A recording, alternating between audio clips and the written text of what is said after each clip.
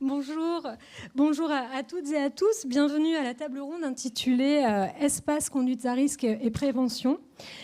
Alors, l'espace, tout comme le lien et le temps, qui sont les deux autres thématiques de ces rencontres 2024, font partie intégrante des axes de travail qui ont été chamboulés ces dernières années. L'espace s'inscrit désormais comme acteur à part entière et nous devons le prendre en compte dans nos actions. Donc, selon Roger Brunet, dans les mots de la géographie, l'espace géographique est un espace social, produit des groupes humains qui l'organisent et le mettent en valeur pour répondre à des objectifs fondamentaux. L'appropriation, l'habitat, l'échange et la communication, la production, la récréation, etc., etc. Et selon le Robert, parce que toujours avoir un Robert sous le coude, un espace est une étendue qui ne fait pas obstacle au mouvement. Si on se fie à ces deux définitions, il est donc tout naturel d'interroger la notion d'espace dans la prévention des conduites à risque. Comment il est possible d'y faire prévention, mais surtout comment il faut nous y adapter pour pouvoir y intervenir. Pour répondre à ces questions, nous avons interrogé 3 espaces. L'espace privé utilisé dans un contexte festif, représenté par Lou Roudot et Grégory Pfau. Je ne suis pas très habituée, qui nous présenteront des éléments de l'étude exploratoire de la scène festive séquano-dionysienne. L'espace numérique représenté par Garance Jussom-Blondel et Jérémy Kolodjezik, dit Colo, qui présenteront leur expérience du dispositif Les Promeneurs du Net, et l'espace public par Alice Notola, qui nous parlera de l'appropriation des jardins des Halles. Donc je vais commencer par me tourner vers vous. Est-ce que vous pouvez nous définir votre espace ?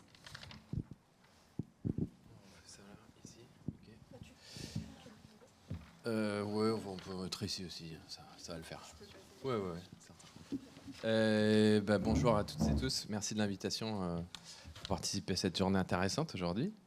Nous, on s'est intéressé aux espaces festifs, d'abord parce qu'on a l'habitude d'investiguer ces espaces dans le cadre de nos missions pour l'Observatoire français des drogues et des tendances addictives, dans le cadre de Trend, qui est un dispositif d'études ethnographiques des populations qui font usage de substances dans différents espaces pour identifier les nouvelles tendances de consommation, les nouvelles drogues, les nouveaux usages, les nouveaux dommages.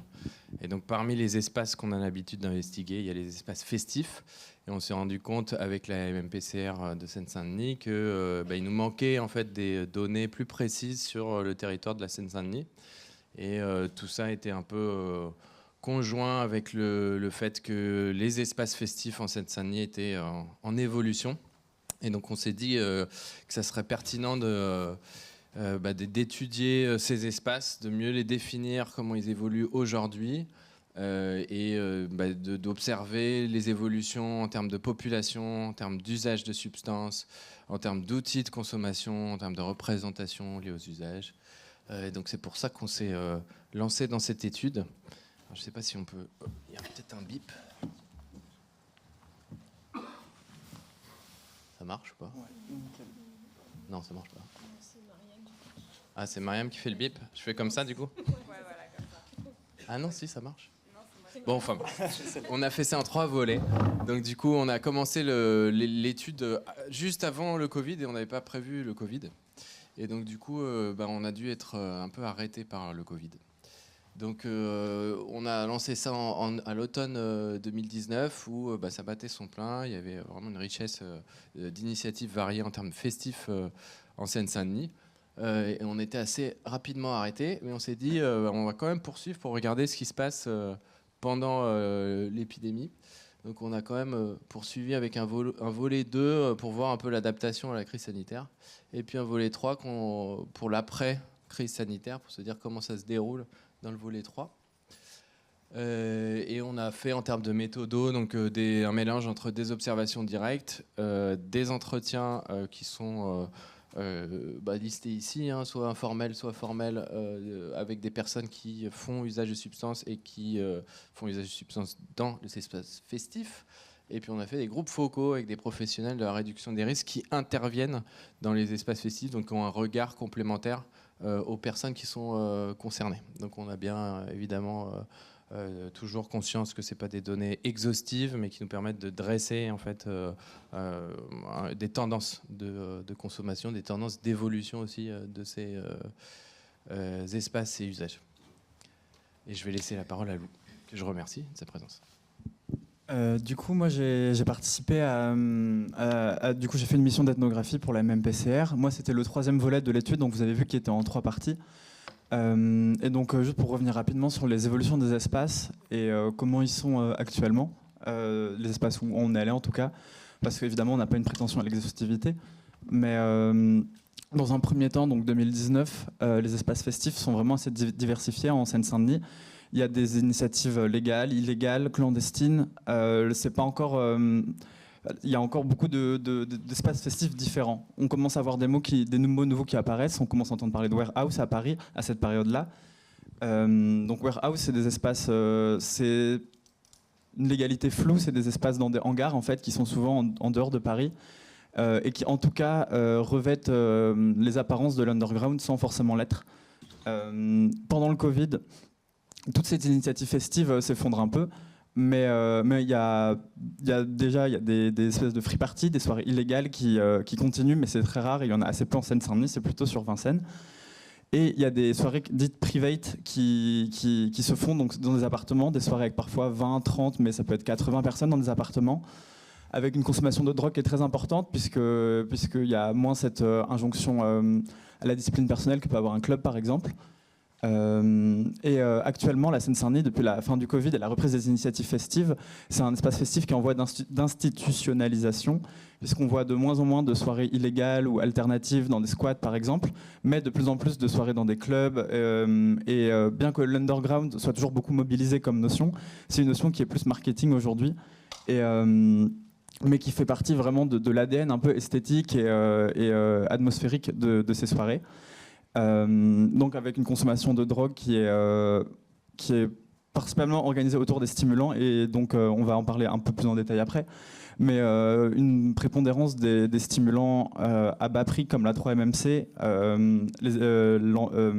l'ecstasy, et très peu quelques dépresseurs comme l'alcool, mais qui est plus une consommation traditionnelle, donc on se retrouve tout au long de la période et qui reste relativement stable sur la période, et assez peu de drogues de type psychédélique ou dépresseurs qui nuisent en fait à l'atmosphère assez intense des clubs, avec beaucoup de musique assez rapide. Donc on voit des musiques techno, musique hardcore, drum and bass, mais beaucoup de musique assez rapide, souvent des styles qui sont assez similaires d'un espace à l'autre, puisque l'institutionnalisation apporte un peu un conformisme toujours plus important des espaces en termes à la fois esthétiques, communautaires et musicaux, puisqu'on a également un peu l'apparition du clubbing queer dans ces espaces, et c'est vraiment une nouveauté de ces 3-4 dernières années, où les personnes queer sont de plus en plus visibles dans ces espaces, voire même dans l'organisation de certaines soirées. Merci Lou, merci Grégory. Alice, est-ce que tu peux définir ton... Ça fonctionne ? Ok. Bonjour à tous. Du coup, je suis Alice Notola. Donc, j'avais réalisé avec certains camarades un petit mémoire sur les Jardins des Halles, un espace de reconquête, appropriation et usage conflictuel d'un espace public partagé. Alors, cet espace, du coup, est un parc qui se situe dans le nord-est parisien, au-dessus du quartier de Stalingrad, qui est un quartier qui est socialement... assez mixte, c'est-à-dire que les revenus des personnes qui habitent dans ce quartier sont en moyenne plus faibles que la moyenne parisienne. Il y a une grande part de logements sociaux dans ce quartier. Donc on est à l'ouest du 19e arrondissement et en même temps à l'est du 18e, donc côté La Chapelle. Et il y a quand même certains logements qui sont occupés par une classe intellectuelle quand même plus élevée, donc des professeurs aussi qui habitent dans ce quartier. Donc c'est vraiment un quartier très mixte. La particularité en fait de ce terrain, c'est que le parc du Jardin des Halles n'est pas né comme ça. En fait, ce sont les riverains dans les années 2000 qui ont fait le constat qu'ils n'avaient pas assez d'espace vert. Et donc, ils sont allés militer auprès de la SNCF et de la mairie pour ouvrir un parc. En fait, ce parc se situait sur une ancienne friche de la SNCF. Et à ce moment-là, après plusieurs batailles, en 2007, ils ont réussi à l'ouvrir. Mais c'était vraiment la volonté des riverains de s'approprier cet espace-là. Même avant son ouverture, ce qu'ils nous disaient dans plusieurs entretiens dans les années 2000, ils organisaient quand même, alors que le parc était encore en friche, ils organisaient quand même des moments de danse, de tango entre eux. Enfin, cet espace était quand même occupé, il y avait quand même des enfants qui allaient dans cet endroit. Et du coup... dans les entretiens, on avait vraiment cette notion de c'est notre parc, c'est notre endroit, c'est notre espace. Et au fur et à mesure des années, après son ouverture en 2007, ce parc a été occupé par d'autres groupes de population, dont des consommateurs de crack, et ça a généré des tensions. Du coup, ça, je viendrai après. Merci. Alors nous, on représente, Jérémy et moi, Garance Jussaume, Jérémy College Exec, la FOL 93, la Ligue de l'enseignement FOL 93. En tant que co-coordinatrice, co-coordinateur du réseau des promeneurs du net de Seine-Saint-Denis. Alors pour celles et ceux qui ne connaissent pas des promeneurs du net, j'en vois 2 dans la salle. Donc, ce sont des professionnels du secteur socio-éducatif qui continuent leur mission sur Internet, sur les réseaux sociaux, qui assurent une présence éducative numérique auprès de leur public. Voilà. Je ne sais pas si on peut mettre la carte. Ouais. On a un petit peu moins de 60 membres actifs. Le réseau existe depuis 2017. Et au départ, c'est une initiative qui vient de Suède. Et qui date du début des années 2000 et qui partait du constat que les professionnels de l'éducation se devaient de continuer leurs actions auprès de leur public. Où était leur public? Donc dans la rue numérique, comme il l'appelait à l'époque. Les missions des PDN, donc ce sont des professionnels qui continuent leur mission sur les réseaux sociaux. Ce n'est pas des missions qu'on leur rajoute à leur mission initiale. C'est juste qu'ils continuent à faire ce qu'ils font sur Internet, donc de l'écoute, de l'accompagnement, de la prévention, de la sensibilisation, détection et orientation en fonction des problématiques qu'ils peuvent repérer sur les réseaux sociaux concernant leur public, et création de liens sociaux et d'espaces d'échange. Ils font de la médiation numérique et parfois du soutien éducatif. Donc l'espace numérique tel que nous, en tout cas, on l'envisage et on le voit, il se distingue par plusieurs caractéristiques. Donc la virtualité et l'accessibilité, accessible via Internet et sans contrainte de lieu. L'espace numérique donc, est considéré comme un espace virtuel où chacun peut interagir librement, mais avec des règles spécifiques qui ne sont pas toujours bien comprises et définies. L'autre caractéristique, c'est la connectivité et l'instantanéité. Donc ça, je pense que tout le monde comprend bien ce que ça veut dire. La multidimensionnalité. Donc l'espace numérique comprend une grande diversité de plateformes, de services qui va des réseaux sociaux aux outils de productivité, des forums de discussion, de plateformes, divertissement. Une autre caractéristique, l'anonymat et l'identité numérique. Donc on peut s'exprimer de façon anonyme. Les utilisateurs peuvent choisir de s'exprimer avec un pseudo ou de façon anonyme, ce qui influence un petit peu leur comportement et leurs interactions. Une autre caractéristique encore, la réglementation et la gouvernance, car de nombreux espaces numériques sont régulés, comme on l'a dit un petit peu avant, par des lois locales, internationales, mais il existe une zone quand même d'auto-régulation, des zones grises, surtout sur les plateformes décentralisées, telles que Mastodon, pour ceux qui connaissent. Et enfin, la dernière caractéristique qu'on observe, c'est les risques et opportunités que l'espace numérique peut offrir ou peut apporter.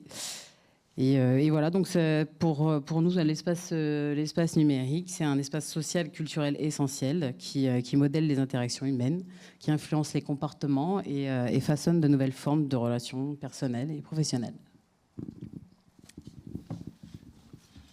Merci beaucoup pour la définition de vos espaces respectifs. Maintenant, est-ce que vous pouvez nous en donner les enjeux spécifiques de ces espaces ?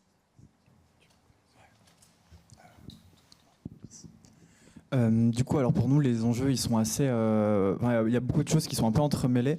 Mais déjà, il y a une idée de prévention, en fait. Dans un premier temps, c'est de voir quels sont les dangers, les risques pour les usagers et usagères de drogue sur nos espaces. Il y a des enjeux de santé sexuelle également. Et puis surtout, pour la MMPCR et pour nous, de saisir en fait les usages et leurs évolutions. Parce que c'est des milieux qui vont extrêmement vite. En fait. On finit une étude et déjà, elle est presque obsolète et il faudrait en recommencer une dans l'idée. Puisque le marché des drogues est en évolution constante et ça fait partie lui-même des enjeux, puisqu'il faut essayer de comprendre quels sont les enjeux. Par exemple, la vente de drogue, c'est de moins en moins sur place dans les endroits festifs, mais de plus en plus par téléphone. En fait, la livraison maintenant est extrêmement répandue et à Paris c'est le cas, mais même dans les autres villes en France où c'était jusqu'à il n'y a pas si longtemps pas encore le cas. Donc saisir c'est l'évolution du marché des drogues, les nouvelles molécules, parce qu'il y a sans cesse de nouvelles molécules qui sont produites.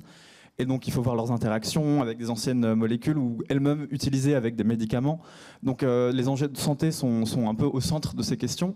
Mais il y a également des enjeux avec l'institutionnalisation et l'importance du clubbing, c'est très prégnant en Seine-Saint-Denis, comme mode festif. Les différentes communautés se retrouvent. Donc, on a les communautés queer, les sous-communautés queer entre elles qui se retrouvent également. Donc on parle et également avec évidemment les membres plus traditionnels de la scène. Donc tous les publics hétéros, cisgenres, etc. Et tous ces différents publics se retrouvent ensemble en soirée, donc ce qui crée un décloisonnement. En outre, le fait que les politiques de la ville ont un peu souvent... il y a une répression qui est faite du monde festif et surtout alternatif, mais un contrôle du son, un rejet toujours plus loin dans la périphérie des villes des endroits festifs qui font du bruit, qui créent des conflits entre différents usagers de la ville. Et du coup, ça fait que les espaces festifs se retrouvent dans des espaces loin qui ne sont pas les espaces où les gens vivent. Donc il y a des conflits ou des échanges entre les différents espaces qui sont pris en compte dans nos enjeux du festif. Ok, merci beaucoup. Du coup, pour parler si je parle des enjeux du coup dans le cadre de ce mémoire de recherche, je tiens à rappeler du coup que la notion d'espace dans le Jardin des Halles est très intéressante et aussi à redéfinir, car le Jardin des Halles c'est un espace public. Du coup, dans l'espace public, on pourrait penser à un accueil inconditionnel de toutes les personnes, mais comme le Jardin des Halles est né d'une lutte des riverains qui voulaient s'approprier dès le début leur espace, forcément, quand il a été occupé par d'autres populations, ça a créé des tensions par cette histoire où les riverains se sont appropriés dès le début cet endroit et l'ont revendiqué. Et donc, dans ce parc, donc ça c'est une carte qu'on avait réalisée du coup avec mon groupe. Et dans ce parc, initialement, il y avait des aménagements qui ont été faits, dont par exemple la présence d'une crèche ou encore le théâtre du Grand Parquet. Et en fait, quand les consommateurs de crack du coup sont arrivés dans le parc, ont été mis là-bas. Donc il faut rappeler que ces consommateurs-là avaient le droit d'être dans le parc jusqu'à 1h du matin, après les horaires de fermeture, pour qu'ils puissent être gardés et consommer dans cet endroit-là. Quand ils étaient là, du coup, les endroits, par exemple les grandes pelouses où il y avait les parcs ou alors le théâtre, n'étaient plus utilisés de la même manière par les riverains. C'est-à-dire que les pelouses devenaient des lieux de consommation, pareil pour les jeux, le théâtre devenait un lieu où les consommateurs dormaient dedans. Du coup, en fait, les usages classiques de ces endroits-là sont devenus complètement caducs, et c'est ça qui a commencé à créer des tensions.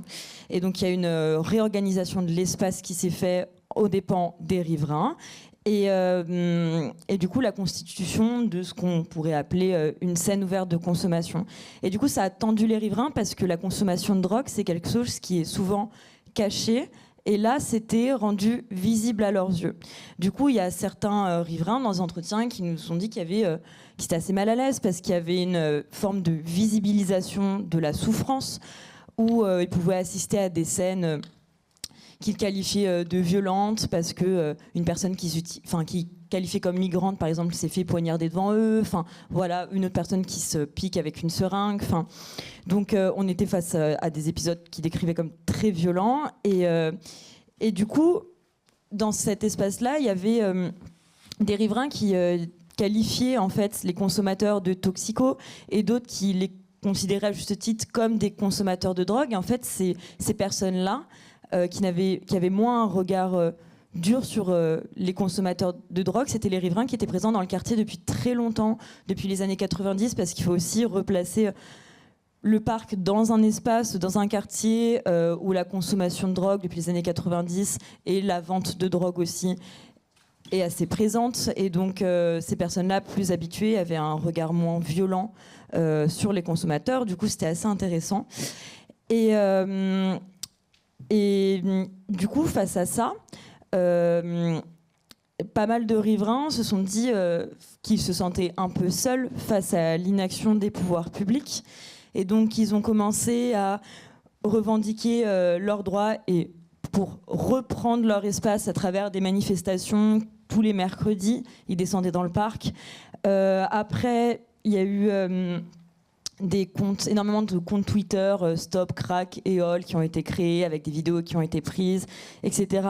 Et ça a pu aller même plus loin où des riverains se sont auto-organisés pour, par exemple, construire des mortiers artisanaux pour les tirer sur des consommateurs de drogue, quoi. Donc, face à leur inaction, les riverains se sont organisés comme ça. Et donc, voilà. Merci. Alors, du coup, pour les enjeux de l'espace numérique, alors, c'est très large, l'espace numérique. Donc nous, on en a choisi 6. Et quand on parle d'espace numérique, on va plutôt se concentrer quand même sur les réseaux sociaux. On va commencer par l'accessibilité et l'immédiateté. Bon, alors très simplement, c'est l'accès quasi constant, donc 24 heures sur 24, 7 jours sur 7. Des outils numériques, de l'espace numérique de manière générale, à travers notamment notre téléphone. Et l'immédiateté, donc c'est l'accès immédiat à plein de contenus en tout genre, que ce soit de divertissement ou d'information. Et le problème aujourd'hui, en tout cas l'enjeu, c'est que on a accès à tout moment à cet espace numérique et on est tout le temps rappelé vers cet espace, notamment à travers le téléphone, via les notifications, etc. Et surtout, on a du mal à prendre du recul et à savoir quelle posture on a quand on va sur l'espace numérique et notamment sur les réseaux sociaux. Est-ce qu'on y va pour se divertir? Est-ce qu'on y va pour passer un temps d'ennui? Est-ce qu'on y va pour s'informer? Des fois, c'est les trois à la fois. Et bien souvent, quand c'est les trois à la fois, on y va de manière plutôt machinalement, en fait. Et cette accessibilité aussi va impacter va impacter nos comportements vis-à-vis de cet espace numérique. Et va avoir un impact aussi sur nos interactions sociales de manière générale. En tout cas, pour la suite, d'ailleurs, tous ces points sont plutôt liés, hein. On pourrait prendre des jours et des jours pour parler d'un seul de ces thèmes. Mais du coup, pour l'anonymat et la désinhibition, l'anonymat, j'invente rien, hein, c'est le fait de pouvoir créer des comptes avec un pseudo, de mettre aucune information personnelle, ou en tout cas, les personnes qui ont accès à ces informations personnelles sont plutôt les plateformes directement. Et donc, ça va provoquer donc, de la désinhibition. Donc, on va dire qu'on a de moins en moins de pudeur, qu'on est plus facile, on va tenir des propos qu'on ne tiendrait pas dans un espace réel de manière générale. Et ça va provoquer justement des discours très extrêmes, notamment des discours de haine en ligne. Ça va provoquer aussi du cyberharcèlement. Et du coup, par rapport à ça, faut se questionner sur l'anonymat. Je pense que c'est d'ailleurs un sujet qui va revenir de plus en plus et qui va prendre plus de place, en tout cas dans l'espace médiatique. Mais où s'arrête l'anonymat, en fait? Parce qu'on voit bien aujourd'hui que c'est très difficile de réguler et de punir les personnes qui ne respecteraient pas la loi, justement. Et on voit aussi que l'anonymat impacte notre comportement et pareil, va avoir un impact sur nos interactions sociales. Et du coup, où s'arrête l'anonymat? Qu'est-ce qu'on en fait? Il y en a qui sont pour complètement enlever l'anonymat, il y en a qui veulent le garder. Je pense qu'il y a un juste milieu à trouver, mais en tout cas, c'est un enjeu important de savoir ce qu'on en fait. Pour la suite, on a ensuite les phénomènes de viralité et de normalisation. Donc les phénomènes de viralité, c'est tout simplement le partage massif et très rapide de contenu. Je pense que vous avez déjà entendu tout ce qui est tendance, challenge sur TikTok, etc. Ça peut être les hashtags aussi. Donc ça va provoquer des comportements qui de base ne paraîtraient pas normaux. Mais ces phénomènes en tout cas de viralité vont créer justement une normalisation de comportements. Et donc, ça peut créer des effets de groupe, ça peut créer justement du cyberharcèlement, ça peut aussi impacter notre perception du monde, mais ça a aussi des effets positifs, dans le sens où, par exemple, si on prend le mouvement MeToo, si on prend le mouvement Black Lives Matter, c'est des mouvements qui, justement, ont été mis en avant grâce au phénomène de viralité. Donc il y a toujours d'ailleurs sur tous les points qu'on va voir, pas tous mais en majorité, il y a des aspects très positifs et des aspects très négatifs. Là où c'est problématique en tout cas, c'est que en plus des autres points, il y a cette massification de l'information où on reçoit très rapidement et sur plein de plateformes différentes des comportements qui ont été amenés par d'autres, qui sont reproduits par d'autres personnes et qu'on a l'impression qu'ils deviennent de plus en plus normales. La suite, donc surcharge d'informations et influence des algorithmes. Je pense qu'il y a beaucoup de choses qui ont été maintenant démontrées autour des algorithmes et de la surcharge d'informations. Par rapport à ce point-là, le problème aujourd'hui, c'est qu'il y a cette massification de l'information et qu'on en reçoit de plus en plus, mais surtout, il y a un système, un outil, donc les algorithmes, qui choisissent quel contenu il veut nous montrer. Et très souvent, c'est des contenus en plus qui vont générer chez nous de l'émotion, aussi bien positive que négative, pour créer une réaction chez nous ou de l'interaction sur les plateformes. Et du coup, il est très important aujourd'hui de sensibiliser les personnes, et même les plus jeunes, sur comment on fait le tri, comment on hiérarchise, comment on arrive à s'informer de manière qualitative. C'est quelque chose de plus en plus difficile aujourd'hui. Et donc, du coup, les effets négatifs, c'est tout ce qui est autour de la désinformation, les théories du complot, et puis voilà, par rapport à ce point-là. Donc, la difficulté d'intervention directe. Alors là-dessus, on va surtout parler de modération, en fait. Comment on modère les contenus sur les réseaux sociaux, sur l'espace numérique. Et aujourd'hui, il n'y a pas de solution. Donc il y a les systèmes, il y a les modérateurs humains, il y a aussi les modérateurs, on va dire, numériques. Les plateformes aujourd'hui, donc les réseaux sociaux ont leur propre système de modération, mais on voit bien que ce n'est pas suffisant. Puis imaginez Facebook, on leur demande, ok, vous faites respecter la loi pour 5 milliards de personnes. C'est très compliqué pour une seule plateforme de tout réguler. Et aujourd'hui, la meilleure solution, en tout cas, qu'on peut avoir, c'est justement de faire une éducation à la citoyenneté numérique. Parce que même si on met plus de moyens dans la modération, qu'elle soit humaine ou même numérique, ça ne suffira pas. Il faut en tout cas continuer à proposer une éducation au numérique de plus en plus tôt auprès des enfants et des jeunes. Mais c'est des choses qu'on reverra dans les préconisations. Et du coup, besoin de compétences spécifiques en éducation numérique. Ça vaut pour tout le monde, hein, pas que seulement les jeunes et les enfants. Mais du coup, les points importants sur lesquels il faut travailler, c'est vraiment tout ce qui est autour de la sécurité, de la pensée critique, l'esprit critique, et notamment sur la gestion de l'information, mais aussi la gestion de son comportement vis-à-vis de ces outils numériques. Voilà.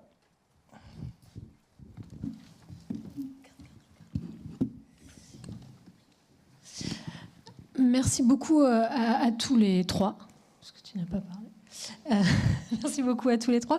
Maintenant qu'on a défini et qu'on a vu ensemble les enjeux, quels sont... Alors, Colo, tu as commencé à y répondre, mais quelles sont les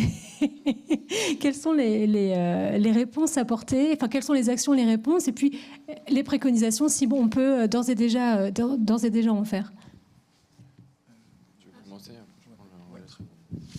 On va partager, mais dans les préconisations, dans un premier temps, il y avait la mise en valeur des questions d'autosupport et de santé communautaire. Dans le festif, on voit beaucoup ça, c'est des associations d'anciens consommateuristes de drogue ou d'anciens fêtards qui prennent ces questions d'enjeux, de santé, de prévention pour aller aux soirées d'autres gens et faire animer des ateliers, distribuer du matériel. Donc il y a des associations un peu plus institutionnalisées comme Technoplus, etc. Mais il y a aussi beaucoup d'autosoutien. Et c'est d'autant plus vrai dans les milieux queer où il y a aussi une question de santé sexuelle, de toutes ces questions-là qui sont portées par la communauté aussi, quoi. Et sinon, je te laisse pour la deuxième partie. Je sais pas si là-dedans. Ouais, moi je peux. Relais pour la suite. Je connais pas tout par cœur, donc je vais me mettre par ici. Ça, je verrai un peu notre slide. Si tu peux mettre la slide d'avant. Ouais, mais là, je vais faire un vieux Larsen. Donc oui, tu as cité les démarches de pair à pair. Donc on a vu émerger des nouvelles associations, mais ça c'est dans la continuité, dans les espaces festifs où il y a des dynamiques de personnes qui participent aux fêtes, aux soirées et qui veulent s'impliquer dans des démarches de santé pour leurs pairs. On a vu aussi se déployer une mise à disposition de matériel de réduction des risques pour les collectifs de soirée. Donc il y a notamment Fête Éclair qui a mis en place une permanence hebdomadaire pour accueillir des personnes qui font la fête et qui veulent obtenir des outils de réduction des risques pour pouvoir les diffuser dans les soirées. Les initiatives individuelles, tu en as parlé, Lou. Et bien entendu, on a vu se développer aussi des initiatives d'analyse de substances. Donc, si tu peux passer à la slide après, s'il te plaît, merci. Comme vous le savez, les substances qui sont issues du marché parallèle, elles sont de nature inconnue. Donc quand les personnes en achètent, une de leurs préoccupations majeures, c'est de savoir ce qu'il y a vraiment dedans. En fait, quelle est la composition réelle de ces substances. Donc ces initiatives sont apparues dans les années 90 avec l'émergence des scènes techno notamment et la diffusion de l'ecstasy. Et ces initiatives communautaires ont été relayées par des associations. Et depuis la loi Santé 2016, il y a le secteur médico-social qui est missionné pour participer à l'analyse de drogue dans un but de réduction des risques pour les personnes et un but de veille sanitaire, donc plus un objectif collectif. Donc il y a diverses initiatives qui existent et on voit que par des interventions qui mêlent des conseils de réduction des risques et de l'analyse de drogue, on peut aller vers les personnes, être au plus près de leurs préoccupations, répondre à leurs besoins et se situer dans une dynamique d'observation et de veille aussi. Donc là, je vous ai donné quelques exemples dans la slide d'après, s'il te plaît. Là, c'est un exemple de déploiement par une association que je dirige qui s'appelle Analyse Ton Prod Île-de-France. Donc, on fait partie d'un réseau français qui s'appelle Analyse Ton Prod. Donc, si ça vous intéresse, vous pouvez aller sur analysetonprod.fr et vous pouvez regarder un petit peu ce que c'est, notre démarche, qui on est, et aussi où est-ce qu'on peut faire analyser les substances sur le territoire français. Donc nous, on est missionné en Île-de-France et donc là, je vous ai sorti comme ça un exemple qui vous permet de comprendre avec une illustration de résultats sur un événement festif en Seine-Saint-Denis. Vous avez en haut les contenus attendus par les personnes. Donc on voit, comme le disait Lou tout à l'heure, la variété des substances qui sont consommées par les personnes dans ces espaces et en dessous le contenu réel. Donc on voit qu'il y a quand même une différence entre ce qui est attendu et ce qui est réellement contenu dans les substances. Et quand on clique sur la slide d'après, merci, on on voit les teneurs, parce qu'on développe des outils qui sont validés, qui nous permettent d'avoir une information précise sur les compositions, qualitatifs mais aussi quantitatifs. Là, je vous ai entouré 2 exemples. Donc, par exemple, sur un espace festif donné, à un moment donné, en Seine-Saint-Denis, on peut acheter des comprimés d'ecstasy ou avoir des comprimés d'ecstasy qui sont dosés de 5% à 80%. Donc, vous imaginez bien que c'est un impact de santé majeur sur les personnes qui décident ou qui ont l'habitude d'en prendre une moitié ou un quart, mais ils vont être exposés à des doses qui sont très très différentes d'un comprimé à l'autre ou d'une poudre à l'autre. Je vous ai entouré juste l'ecstasy pour illustrer, mais c'est valable aussi pour toutes les substances. Et on est aussi à une époque où les nouvelles drogues de synthèse explosent, donc on a une variabilité énorme et sans précédent de composition dans le marché. Et ça, je vous l'illustre dans la slide d'après. On a parlé de la 3-MMC, qui est une catinone de synthèse, qui est un stimulant qui est très utilisé en ce moment dans les espaces festifs, notamment. Et quand on achète de la 3-MMC en 2022, donc là, par exemple, on a 173 échantillons, donc on a un volume d'échantillons qui commence à être intéressant pour exploiter un peu de statistiques. Et donc, en 2022, quand on achète de la 3-MMC, on a 40% de chance d'avoir vraiment de la 3-MMC dedans.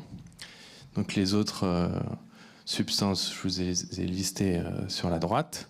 Et en 2023, quand on achète de la 3-MMC, ce pourcentage chute à 20%. Donc on a encore moins de chances en 2023 d'obtenir vraiment le produit qu'on a acheté. Donc il y a un intérêt très fort qui est identifié depuis longtemps en fait, de donner accès au savoir aux personnes pour qu'elles puissent préserver leur santé et notamment la composition réelle des produits. Mais aujourd'hui, avec l'explosion des nouvelles drogues, notamment, on voit qu'il y a un intérêt fort à diffuser l'analyse de drogue. Je crois qu'on a terminé. Merci beaucoup.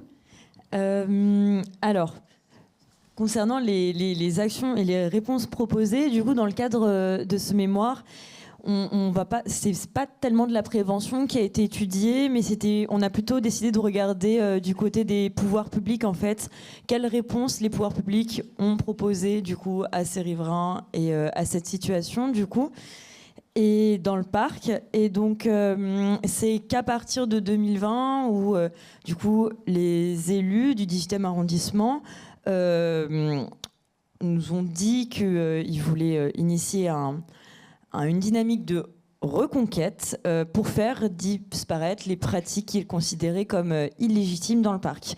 Du coup, en fait, ça s'est fait de 2 manières. Donc, le premier temps, ça a été de la sécurisation. Donc, la sécurisation, j'entends ça par mise en place de patrouilles de CRS, de camions de CRS devant le parc, contrôle d'identité, ça a été hyper dissuasif, parce que y avait quand même pas mal de consommateurs qui étaient sans papier, donc beaucoup moins de gens venaient. Il y a eu des expulsions du parc qui ont été faites, et c'est assez intéressant de parler d'expulsion d'un espace qui est censé être public. Donc voilà. Il y a eu aussi la mise en place de barrières, de doubles barrières même en endroit, très très grandes en métal de 3 mètres et très imposantes. Et surtout, ces barrières, elles ont la particularité d'être transparentes. Du coup, en fait, c'est aussi dissuasif parce que quand les consommateurs rentrent dans cet espace, ils savent qu'ils peuvent être vus de l'extérieur. Du coup, l'importance d'utiliser ce matériel a été assez dissuasif. Et le deuxième temps aussi, et ça c'était assez intéressant, c'est en fait le fait que les pouvoirs publics ont utilisé l'aménagement du territoire après pour renouveler la population dans le parc et du coup faire partir les consommateurs du parc. C'est-à-dire qu'en fait en 2019 ils ont fait un appel à projet, du coup c'est le service en charge des associations de la mairie du 18e pour mettre en place du coup des associations donc, comme la ferme urbaine, le trèfle d'éole du coup qui est aussi terrain de sport, le trèfle d'éole qui a un jardin partagé, etc. pour en fait pouvoir accueillir un public de famille et comme ça la population se renouvelle et sur le long terme il y a moins de consommateurs qui viennent et donc après cela, le parc du coup a eu un caractère beaucoup plus familial. Et ce qui était intéressant, c'est que après l'expulsion du coup du jardin des Halles, il y avait des fois des consommateurs qui venaient aider dans la ferme urbaine et dans le jardin partagé. Du coup, il y a quand même une continuité de ça. Et même après, il y avait déjà des associations du coup qui intervenaient tout le temps sur cet espace pour venir en aide aux consommateurs. Et même après ça, encore aujourd'hui, il y a encore des distributions de petits-déj le matin au jardin des Halles.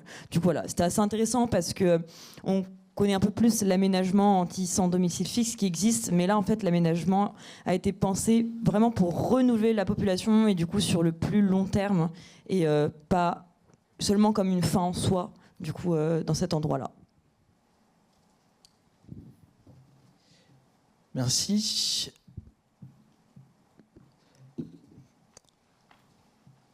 Alors, donc les préconisations.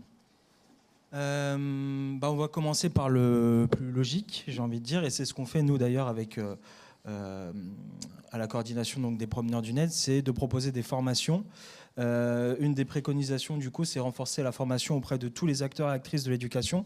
Donc on entend par là vraiment, enseignants, animateurs, animatrices, toute personne en tout cas qui est en contact avec un public enfant et jeune. Mais on parle aussi des parents. Où, de plus en plus d'ailleurs, nous on est sollicités pour proposer des actions sur la parentalité numérique. Parce que énormément de parents sont un peu désemparés face à l'arrivée du numérique. Ça fait maintenant plusieurs années, depuis notamment le Covid, qui a augmenté les outils numériques, les appareils numériques, je veux dire, dans les foyers. Mais aujourd'hui, il y a cette importance de vraiment permettre à plein d'acteurs et actrices différents de pouvoir avoir accès à des ressources, des contenus, et de pouvoir ensuite retransmettre ce qu'ils auront appris auprès de leur public. On a ensuite du coup favorisé un usage responsable des outils numériques. Donc ça rejoint ce que j'ai dit tout à l'heure par rapport à la citoyenneté numérique. Ça c'est quelque chose que nous aussi on essaye de proposer un maximum, de pouvoir travailler vraiment sur la citoyenneté, mais à l'heure du numérique. Comme quelles sont les différences entre mon attitude, mon comportement quand je suis dans la vie de tous les jours et quand je suis sur l'espace numérique. Est-ce qu'il y a vraiment des choses qui changent? Et puis même adopter surtout les bonnes pratiques, donc sur la sécurité, sur la gestion de ses données personnelles, sur la gestion de l'information, sur aussi la prise de recul sur les contenus que je peux voir, qu'ils soient divertissants, informatifs ou autres. On a du coup encouragé une approche collaborative et interdisciplinaire. Donc l'idée là, c'est vraiment de réunir plein d'acteurs différents. Il faut qu'on continue parce qu'aujourd'hui, il y a des études qui sortent chaque année, mais il y a une évolution aussi du numérique et une évolution des pratiques qui fait que, comme ça avait été dit tout à l'heure, une étude aujourd'hui, elle devient très vite obsolète. Il faut que les différents acteurs et actrices de cet espace puissent se réunir, collaborer ensemble, créer de nouveaux outils, de nouvelles ressources pour accompagner au mieux les personnes sur ce sujet. Donc tout ça à travers des groupes de travail, bien sûr, des projets communs, etc. Éduquer à l'esprit critique et à la gestion de l'information. Donc on parle d'EMI, d'éducation aux médias à l'information. Donc ça, c'est quelque chose qui a toujours été abordé dans les programmes scolaires. Mais maintenant, il y a cet aspect numérique. Aujourd'hui, la plupart des gens utilisent donc les outils numériques pour s'informer, même si la télévision a encore une grande place et la radio aussi. Mais le format papier aujourd'hui est quand même beaucoup délaissé. Mais du coup, il faut donner pareil des moyens de pouvoir aborder cette question du numérique dans l'éducation aux médias. Aujourd'hui, aborder juste l'éducation aux médias en abordant comment fonctionne un comité de rédaction, c'est plus suffisant. Il faut comprendre aussi comment est diffusée l'information, comment elle est traitée, et surtout faire attention à comment les réseaux sociaux, les algorithmes créent des bulles informationnelles, nous enferment dans des bulles qui impactent par la suite notre perception du monde. Et peut nous amener à évoluer sur nos orientations politiques, ce qui peut être bien ou pas bien, mais en tout cas, faut voir comment tout ça peut nous influencer. Et donc, il est important vraiment de développer l'esprit critique le plus tôt possible, d'apprendre à vérifier les informations, les sources, etc. Mais en tout cas, en apportant des méthodologies liées au numérique. Ensuite, promouvoir la création d'espaces de dialogue sécurisés. On pourrait reprendre aussi le point sur l'anonymat, parce que qui dit sécurisé dit aussi sanctions, punitions quand des personnes ne respectent pas la charte ou les règles qui sont précisées dans ces espaces. Mais il y a des moyens qui doivent être fournis, de plus en plus de moyens pour que justement ces lieux soient de plus en plus sécurisés et que la parole des personnes puisse être donnée en tout cas de manière assez libre, en respectant bien sûr le cadre légal. C'est pour ça que je reviens sur mon point anonymat ou pas. Moins d'anonymat fait qu'il y a plus de facilité en tout cas à sécuriser. Mais en même temps, l'anonymat peut permettre à des personnes qui ont des difficultés à s'exprimer, qui ont vécu des situations violentes ou autres, de pouvoir, grâce à l'anonymat, justement exposer les situations qu'elles auraient pu rencontrer. Donc c'est très nuancé. Il y a plein de choses sur lesquelles il faut encore réfléchir. Mais en tout cas, c'est important qu'il y ait des espaces sécurisés sur Internet, ce qui aujourd'hui n'est pas forcément le cas. Et tenter d'évaluer l'impact des actions en ligne. Alors ça, c'est quelque chose de très difficile à faire. Quand on parle d'évaluer l'impact des actions en ligne, donc quand on a parlé tout à l'heure des actions de prévention, de sensibilisation, c'est des choses que nous, on essaye déjà de faire en tant que coordinateur et coordinatrice du réseau des promeneurs du net, et c'est très difficile de le faire. Mais je pense qu'il faut trouver des nouveaux moyens de pouvoir évaluer l'impact des actions autour du numérique, et donc surtout faire participer les plateformes en fait de plus en plus. D'ailleurs, l'Europe pour l'instant essaye de faire son maximum là-dessus. On est un des continents qui entretient le plus de dialogue avec les plateformes numériques et qui essaye d'imposer des choses très difficilement. Mais il y a quand même des choses qui sont mises en place en Europe et qui permettent en tout cas à des personnes d'accéder à leurs droits en tant que citoyens, notamment autour des données personnelles. Mais il faut que ces plateformes collaborent beaucoup plus et puis aussi changent leur manière de fonctionner sur certains points. Voilà pour moi. Eh bien, merci beaucoup à vous tous les 5 de nous avoir parlé de vos espaces respectifs. Avant de lancer le jeu des questions-réponses, j'espère que vous en avez beaucoup. Moi, j'en ai une, et notamment pour Alice, puisque tu as parlé de pratiques légitimes dans les jardins des Halles. Et en lisant donc ton mémoire, tu parlais aussi de personnes légitimes et de personnes illégitimes. Est-ce que tu pourrais y revenir Voilà. Ok, du coup, on a utilisé ce terme dans ce mémoire parce que c'est selon les riverains et les élus nous disaient on va remettre en place des pratiques légitimes.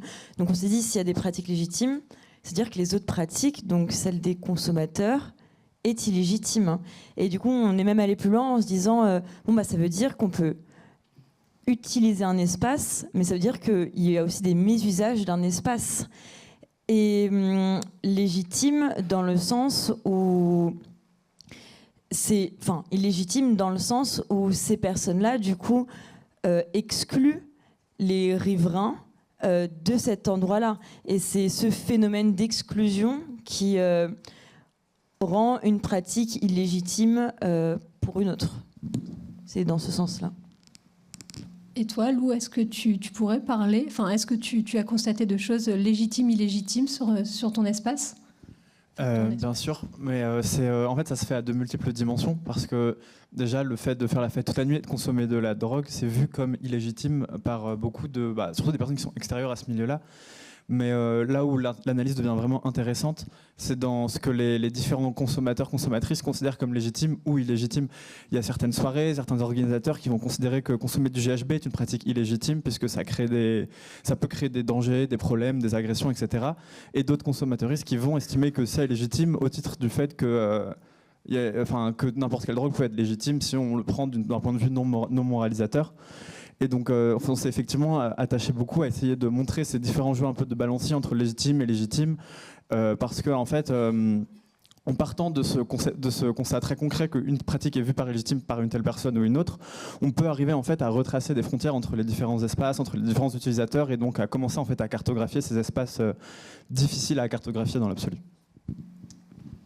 Merci. Et vous, est-ce que vous, on peut parler de pratiques légitimes ou illégitimes dans l'espace numérique?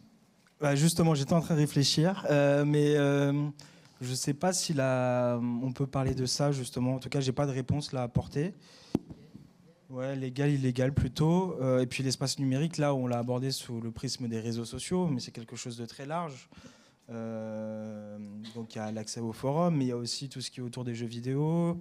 Donc au niveau de ce qui est légal et illégal, on a ce qui est légal, en tout cas, ce qu'on retrouve beaucoup sur l'espace numérique, passe par des plateformes où justement les messages peuvent être chiffrés, où il y a beaucoup comment dire, je trouve plus le mot, qui est tout simple en plus.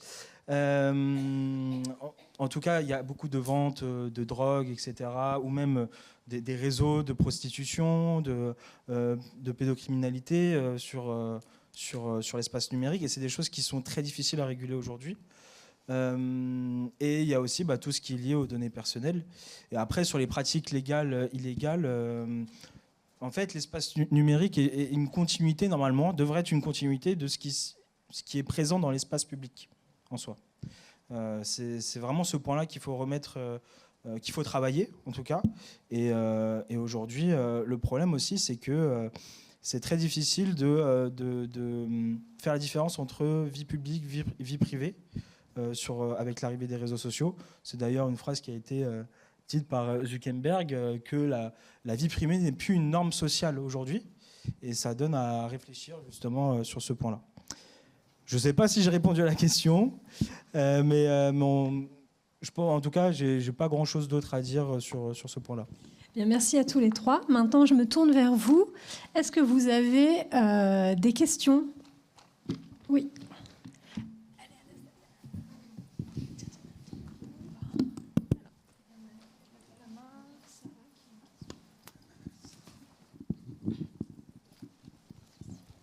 Bonjour et merci. J'ai des questions très précises pour Ophélia Sharon. Vous parlez de l'émergence de la 3MMC il y a, après la crise sanitaire, c'est ça? Ou 2019 déjà? C'est beaucoup plus ancien que ça. Ça a émergé il y a, je ne sais plus exactement, il y a 10-15 ans à Paris, dans les milieux gays, chemsex. Oui, mais dans les milieux techno. Ah oui, dans les milieux techno, oui, c'est ça. On en voyait un tout petit peu, mais très peu avant 2019. Okay. Et après, beaucoup après Covid, effectivement. Est-ce que vous feriez un lien entre la porosité des publics queer et hétéros et l'émergence de la 3MMC dans les espaces festifs techno? Complètement. C'est vraiment clairement on peut retracer une généalogie de cette transmission de la drogue. Bon, c'est difficile parce qu'il n'y a pas d'archives en soi, mais c'est clairement cette porosité-là, puisque on voit très bien que les personnes qui consomment de la 3MC ont été d'une manière ou d'une autre en contact avec des publics qui vont dans les milieux queer sans l'être forcément nécessairement eux-mêmes. Mais c'est les mêmes dynamiques de transmission des usages qu'on peut avoir avec, par exemple, la kétamine, qui est plutôt une drogue de free party et qu'on retrouve de plus en plus dans des fêtes institutionnalisées. Donc par ce biais-là, en fait, des soirées un peu où il y a des publics divers, décloisonnés, et c'est là que les usages circulent le plus. Ok. Et deuxième question, pardon. Attends, je vais ajouter un petit truc. Merci Sarah pour ta question. Je pense qu'on peut aussi émettre l'hypothèse de... Là, on parle de la demande un peu, et on peut aussi émettre l'hypothèse de l'offre. L'évolution de l'offre de 3MMC a changé. Et donc peut-être qu'elle a favorisé aussi la diffusion des usages de ces substances. Voilà, je vais juste rajouter ça. Ok, et autre question très rapide. Est-ce que cette porosité public queer, public non queer, d'après vous, ça favorise le lien entre réduction des risques liés aux drogues et réduction des risques sexuels ou pas forcément?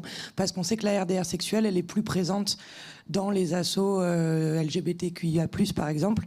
Est-ce que pour vous, ça c'est favorisant ou pas tant? Il est ce qu'il est, tu peux avoir un autre point de vue. Je pense que oui, effectivement, en particulier pour la question des risques sexuels. Après, je pense que c'est un échange en fait. Qu'il y a certes des échanges de pratiques d'usage de substances, mais il y a aussi probablement un échange culturel autour de l'approche santé, l'approche de réduction des risques. Et on voit des initiatives qui étaient préexistantes avant chez certaines populations se transférer à d'autres et vice-versa. Donc on le voit dans les usages, dans les pratiques de réduction des risques.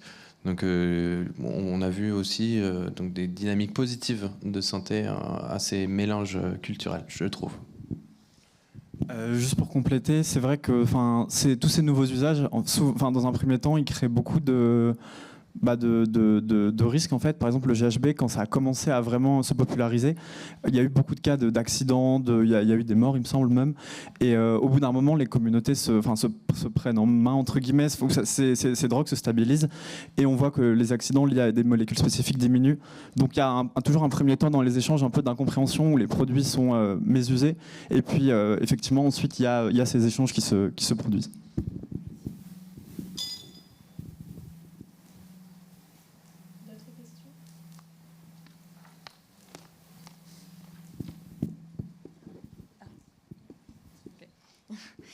Bonjour, merci pour tout ce que vous nous avez expliqué et partagé. J'avais une question pour Alice et une question pour Grégory et Lou. Alice, alors donc tu nous as parlé de ce que les instances publiques ont fait pour les habitants du quartier, mais qu'est-ce qui est arrivé aux consommateurs, ce qui était considéré donc en pratique illégitime? Qu'est-ce qu'on a fait? Est-ce qu'il y a des choses qui ont été aménagées pour eux? Voilà. Ok. Alors, dans cet espace-là, pendant que le parc était occupé par les consommateurs de drogue, beaucoup d'assos sont intervenus du coup pour leur venir en aide sur le plan sanitaire, alimentaire. Et j'ai dit, ça fait un Larsen. Ah, peut-être un. Et oui, désolée. Et c'est marrant parce que justement ce matin j'ai discuté avec un usager qui était au jardin des Halles et ces mots étaient en même temps c'était bien parce qu'on était tous ensemble et tout le monde nous aidait parce que du coup les associations aussi savaient où intervenir exactement parce qu'après les gens ont été dispatchés. Et en fait ce qui s'est passé après c'est qu'il y a eu une évacuation du parc en juin 2021 et qui a été décidée par Gérald Darmanin, du coup, sans l'accord de la mairie de Paris. Et les usagers ont été amenés dans des camions au nord de Paris, au-dessus de la Villette, dans le square Forceval. Donc, même si certains pouvoirs publics préconisaient du coup un accueil, que ce soit en termes d'hébergement ou sanitaire, médical, ils ont été déplacés, ils ont été à Forceval, et après Forceval... ça a été encore évacué et aujourd'hui, ils sont un peu dispatchés. En gros. Ok, merci. Et petite question pour Grégory et Lou. Vous parliez donc de Analyse ton prod. Moi, je ne sais pas exactement du coup comment ça se passe concrètement, enfin technico-pratiquement sur le terrain. Avec, comment vous y prenez pour analyser? Alors, pour avoir accès à l'analyse de substances, on vise à varier un maximum l'accès à l'analyse de substances aujourd'hui. Et donc, certes, on intervient en festif. Donc, à ce moment-là, c'est une unité mobile, donc un petit camion, où on a à l'intérieur un laboratoire mobile avec des outils qui sont fiables, validés, en lien avec un service de toxicologie de pointe, qui est le service de toxicologie de Garches. Qui sont maniés par une équipe technique que j'ai mis en responsabilité sur l'aspect technique. Donc ça va être des pharmaciens, des biologistes, des toxicologues et des équipes bénévoles. Donc on parlait d'initiatives communautaires, on peut en parler là aussi, hein, parce que les bénévoles font souvent partie des communautés, des endroits où on intervient. Donc pour le festif, ce sont souvent des personnes qui ont l'habitude de fréquenter ces espaces festifs. Donc ça c'est pour le côté technique en mobile. Pour le côté éducatif, parce que chaque analyse est précédée d'une proposition d'entretien éducatif et de réduction des risques. On collecte la substance, donc c'est environ 20 mg d'une substance, donc c'est une quantité très faible. Puis on procède à l'analyse.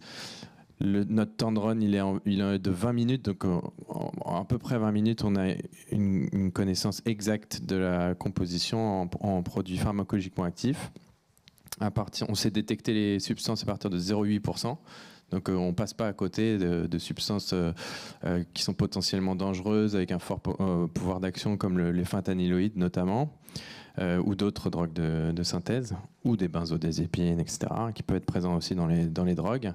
Et après, on propose un deuxième entretien de rendu de résultats aux personnes autour du résultat d'analyse, donc qui sert comme un support concret à la discussion, à l'échange autour des demandes des personnes. Donc si la personne n'a pas forcément de demande, donc, on rencontre des publics très variés, hein, donc parfois des personnes qui sont extrêmement lettrées sur la diversité des substances, leurs effets, leurs méfaits, les conseils de réduction des risques, savent tout sur tout à ce niveau-là. Donc parfois, ils n'ont pas de demande spécifique, même si notre travail, c'est aussi de faire émerger des demandes.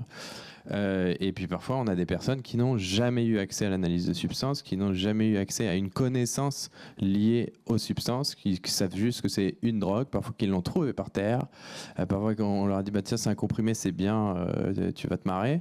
Donc ils n'en savent pas forcément plus, parfois ils sont expérimentateurs. Donc bref, on a un panel de personnes auxquelles on s'adresse et on essaie de s'adapter à la diversité de ces personnes. Donc ça, c'est pour le mobile. Donc on a du mobile en festif, mais on a du mobile aussi dans les espaces urbains. Donc vu qu'on parle de la Seine-Saint-Denis, on intervient aussi à Aulnay-sous-Bois une fois par mois. Donc là, c'est des publics qui n'ont rien à voir, des publics très touchés par la précarité, qui font des overdoses, qui sont très éloignés du soin et de toutes les initiatives de réduction des risques. On intervient aussi auprès des chemsexeurs avec le spot Beaumarchais.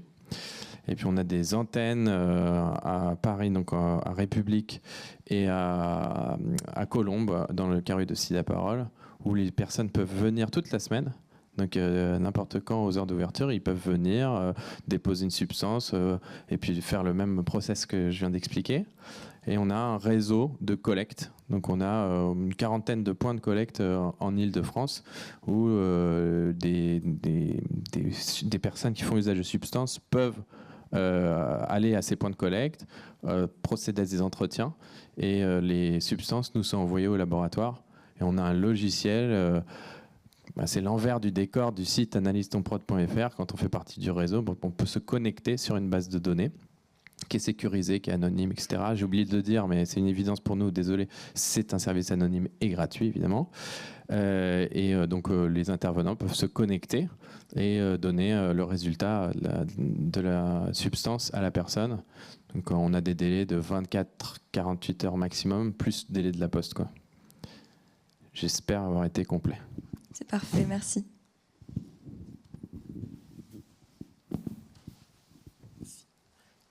Bonjour. Alors déjà, merci à toutes et à tous pour vos interventions. C'était très intéressant. J'aimerais revenir un peu sur le propos introductif qui parlait justement d'espace comme acteur et notamment sur la définition de Roger Brunet qui était justement très critique de cette notion d'espace puisqu'il disait que justement c'était plutôt le fruit d'acteurs et d'aménagement du territoire qui amenait justement certains usages. Et là, on a plus l'impression que les espaces qui sont mobilisés sont dénaturés de leurs usages initiaux.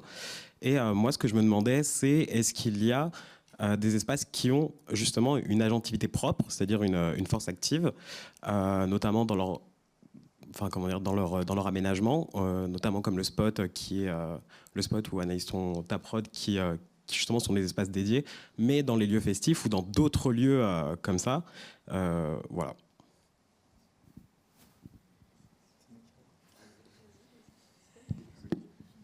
Par agentivité, tu veux dire quoi exactement ? disons que l'espace vraiment comme acteur et pas comme quelque chose qui va avoir un usage précis au départ, comme le clubbing qui est fait pour, dans l'usage initial, danser, passer de la musique, etc., qui va se retrouver avec des usages qui vont superposer à lui et qui ne seront pas donnés formellement et voilà comme ça dedans.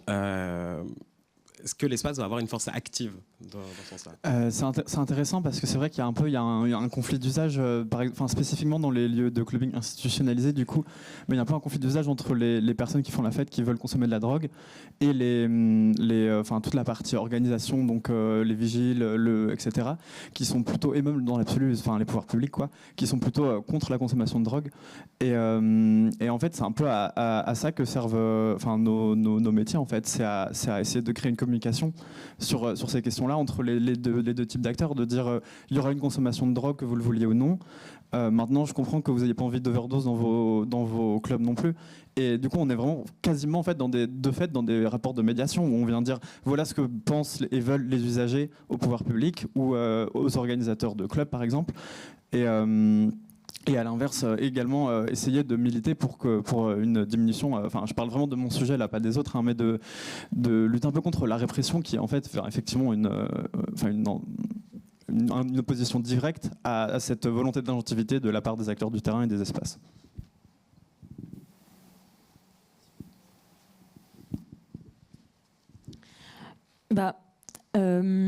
Si je repars du coup de ta définition, c'est vrai que on penserait, ici je repars aussi de la notion d'espace public, du coup d'un parc ou même de la rue, on penserait que la rue c'est fait pour marcher et le parc c'est fait pour jouer sur des jeux par exemple, mais factuellement la consommation de drogue est présente et souvent aussi cachée, dans les parkings, etc.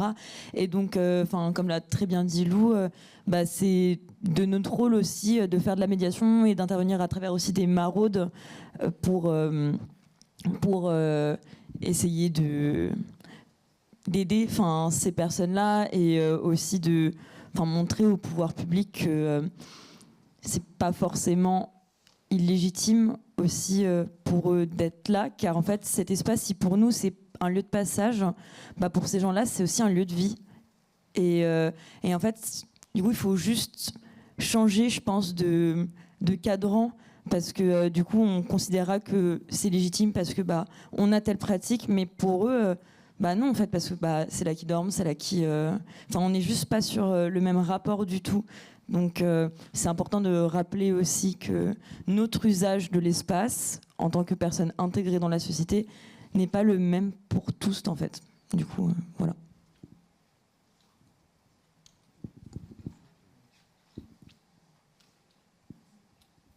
Merci.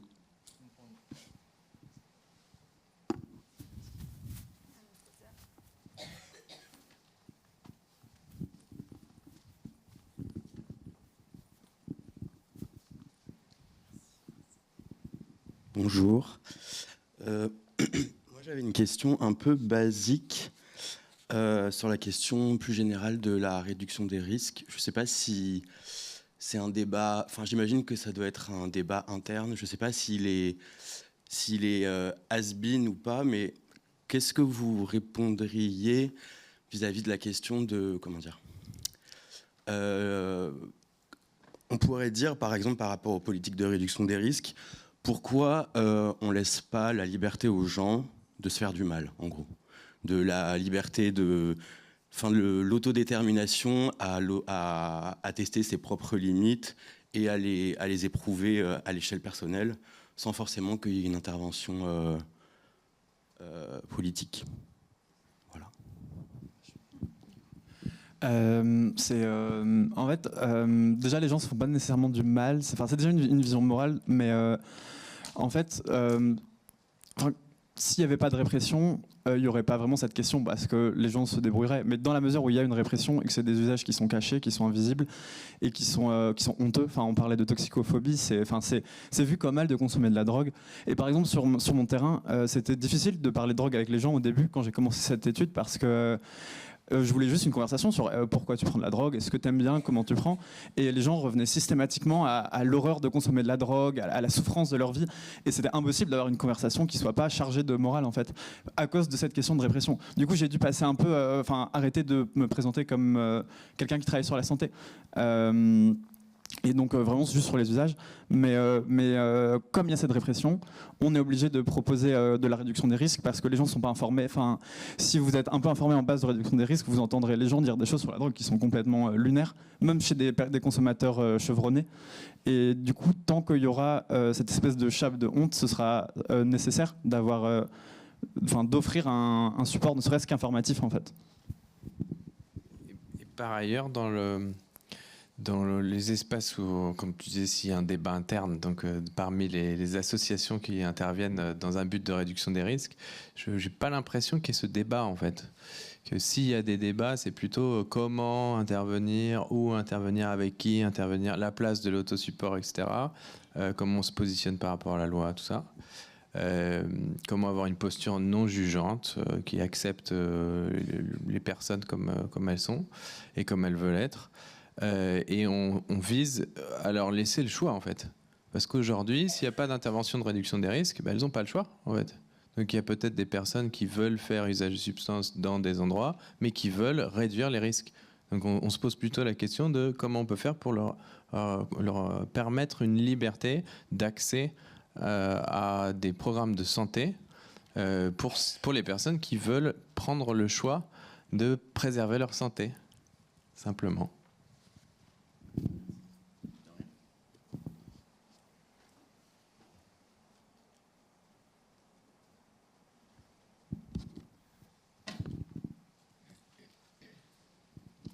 D'autres questions? Non, vous êtes bien sage. Je suis désolée, on ne vous voit pas très bien parce qu'il y a un spot qui est énorme. J'ai l'impression d'être à la plage et à 16h, je vois pas... Il n'y a pas d'autres mains levées. Bon, je vous propose de nous arrêter là. Je voudrais vous remercier pour ce travail. Voilà. Merci à vous. Il y a avant la reprise à 15h45, il y a une petite pause. Je ne sais pas s'il y a une pause café, mais en tout cas, il y a une pause et il y a les collègues des stands. En tout cas, vous pouvez aller, si vous ne l'avez pas déjà fait, aller sur les stands. Voilà, merci beaucoup. C'était chouette